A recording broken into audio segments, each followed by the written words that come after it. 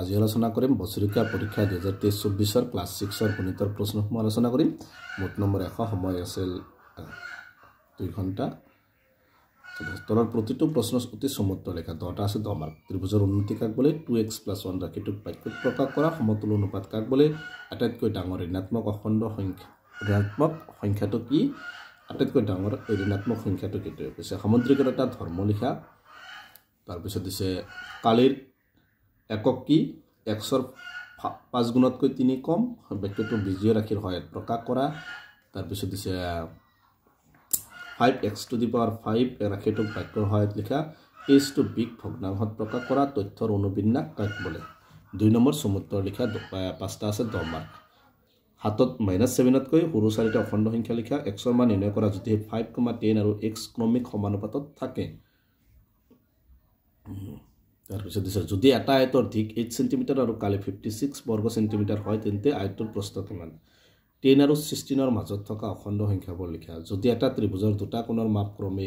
130 degree আৰু 25 degree হয় তেন্তে আনটো কোণৰ মাপ নিৰ্ণয় কৰা 3 নম্বৰ তলৰ প্ৰতিটো বৰ্গৰ দিক দিয়া আছে বৰ্গৰ কালি নিৰ্ণয় কৰা 3 মাৰ্ক তলৰ প্ৰতিটো বিজোড় ৰাশিৰ ধ্ৰুৱক পদটো লিখা ইয়াতো 3 মাৰ্ক একদম সহজ বিলাক তোমালোকে নিজে কৰিবা তলৰ প্ৰতিটো সংখ্যাৰ পৰৱৰ্তী সংখ্যাটো লিখা 3 মাৰ্ক আছে ৰুল মাৰি আৰু কম্পাস ব্যৱহাৰ কৰি তলত দিয়া প্ৰতিটো মাপৰ কোণ অংকন কৰা এইবিলাক মই সব ভিডিঅ'ত আগত ভিডিঅ' দিয়া আছে এনেকুৱা প্ৰশ্ন এনেকুৱা কিতাপত দিয়া আছে গতিকে এইবিলাক সব মই অংকন কৰিছো তোমালোকে এইবিলাক চাব পাৰিবা আগৰ কিটা এক নম্বৰ আছে 15 ডিগ্ৰী 19 ডিগ্ৰী তলত দিয়া অনুপাতবোৰৰ কোনটো সৰু কোনটো ডাঙৰ নিৰ্ণয় কৰা ইয়াত আছে 4 মাৰ্ক তলৰ অনুপাতবোৰ সমানুপাতত আছে নে নাই পৰীক্ষা কৰা 4 মাৰ্ক আছে তলৰ প্ৰতিটো দশমিক বিন্দু সংখ্যাক ভগ্নাংশত প্ৰকাশ কৰা 4 মাৰ্ক পূৰণ ফল নিৰ্ণয় কৰে ইয়াতো 4 মাৰ্ক এখন বিদ্যালয়ত 2018 শিক্ষাবৰ্ষত 6ষ্ঠ শ্ৰেণীৰ পৰা 10ম শ্ৰেণীলৈ বিভিন্ন শ্ৰেণীৰ ছাত্ৰ-ছাত্ৰীৰ সংখ্যা তথ্যবোৰ তলত দিয়া ধৰণে এনেকুৱা এটা এই তথ্যখিনি এটা কি আঁকিব লাগে আমি দণ্ডলিক অংকন কৰিব লাগে ইয়াত আছে 3 মাৰ্ক এইবিলাক মই আগত সব সমাধান কৰা আছে তোমালোকে চাবা এইবিলাক ভিডিঅ' 12 নম্বৰত কৈছে যদি দুটা সংখ্যাৰ পাৰ্থক্য 120.07 হয় আৰু সৰু সংখ্যাটো 335,032 হলে ডাঙৰ সংখ্যাটো নিৰ্ণয় কৰা যদি দুটা সংখ্যাৰ যোগফল 295.7 হয়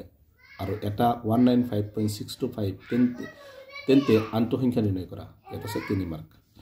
30 জন মানুহৰ তেজৰ গ্ৰুপ তলত দিয়া ধৰণৰ ইয়াত আছে 4 মাৰ্ক একদম সহজ উপৰোক্ত তথ্যখিনি এটা এখন বাৰংবাৰতা বিভাজন তালিকা প্ৰস্তুত কৰে এইবিলাক মই আগত ধুনীয়াকৈ ভিডিঅ' কৰি দিছো এইবিলাক তোমালোকে তাৰ পৰা চাই ল'বা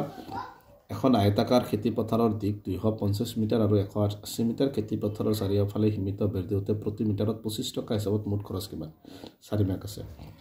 5.3 সেন্টিমিটাৰ আৰু 2.7 সেন্টিমিটাৰ দৈৰ্ঘ্যৰ দুটা ৰেখাখণ্ড ক্ৰমে AB আৰু CD দিয়া আছে ৰুল মাৰি আৰু কম্পাছৰ সহায়ত এটা ৰেখাখণ্ড PQ অংকন কৰা যাতে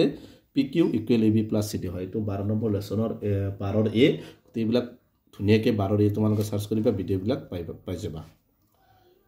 এখন আয়তাকাৰ খেলপথাৰৰ দিক 50.5 মিটাৰ আৰু প্ৰস্থ 38.8 মিটাৰ পথাৰখনৰ পৰিসীমা আৰু কালি ওলোৱা 4 মাৰ্ক সূচকীয় আকাৰত প্ৰকাশ কৰা এইবিলাকো দিয়া আছে 14 নম্বৰ লেসনৰ 6 মাৰ্ক আছে 24 সেন্টিমিটাৰ দীঘল তাঁৰডালৰ ভাঁজ কৰি কিমানটা বিভিন্ন জোখৰ সহায়ত সাজিব পাৰি যদি আয়তৰ দিক আৰু প্ৰস্থৰ মাপৰ স্বাভাৱিক সংখ্যা এটা আছে 5 মাৰ্ক তাৰপিছত দিছে